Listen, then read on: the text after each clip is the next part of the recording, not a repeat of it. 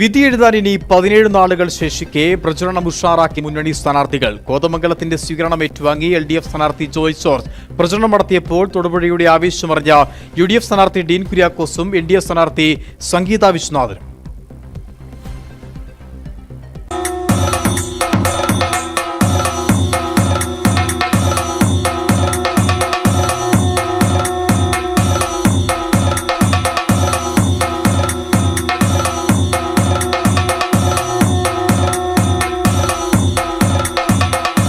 വന്യമൃഗശല്യത്തിന് പരിഹാരം കാണുവാൻ ആത്മാർത്ഥ ശ്രമമുണ്ടാകുമെന്ന് ഉറപ്പ് നൽകിയാണ് LDF സ്ഥാനാർത്ഥി അഡ്വക്കേറ്റ് ജോയ്സ് ജോർജ് ഇന്ന് കോതമംഗലത്ത് പ്രചരണം നടത്തിയത്.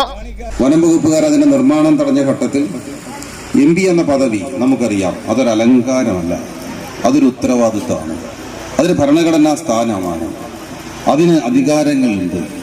ആ ഉത്തരവാദിത്വവും അധികാരവും ഉപയോഗിച്ചുകൊണ്ട് ആ പദവിയുടെ സാധ്യതകളെ പൂർണ്ണമായും ഉപയോഗിച്ചുകൊണ്ടുള്ള ഇടപെടലുകളാണ് നമ്മൾ ആ ഘട്ടങ്ങളിലൊക്കെ നടത്തിയത്.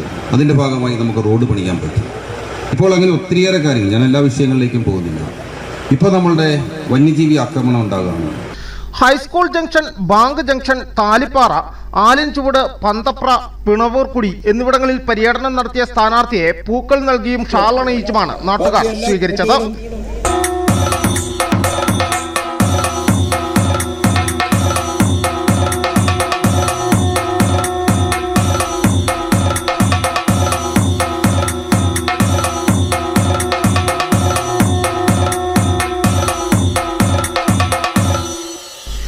തൊടുപുഴയുടെ മനസ്സ് തൊട്ടറിഞ്ഞായിരുന്നു ഡീൻ കുര്യാക്കോസിന്റെ സ്ഥാനാർത്ഥി പര്യടനം.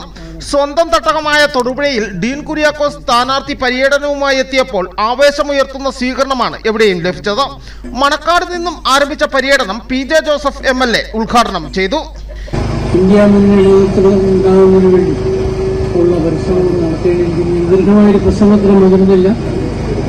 കഴിഞ്ഞ തെരഞ്ഞെടുപ്പിനേക്കാൾ വൻപിച്ച ഭൂരിപക്ഷത്തിന് ശ്രീ ഡീൻ കുര്യാക്കോസിനെ വിജയിപ്പിക്കണം, അതിനേക്കാൾ വർദ്ധിച്ച ഭൂരിപക്ഷത്തിന് അദ്ദേഹത്തെ വിജയിപ്പിക്കണമെന്ന് അഭ്യർത്ഥിച്ചുകൊണ്ട് നിങ്ങൾക്ക് ഏവർക്കും അഭിവാദ്യങ്ങൾ അർപ്പിച്ചുകൊണ്ട് ഈ ജാഥ ഉദ്ഘാടനം ചെയ്തതായിട്ട്.